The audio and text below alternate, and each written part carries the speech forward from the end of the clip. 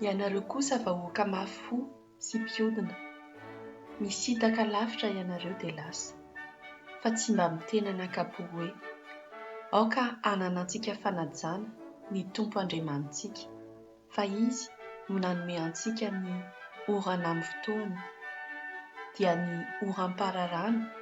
sy ny oran-dohataona, ka mitahiry ho antsika ireo herinandro izay voatendry ho fotoam-pijinjana.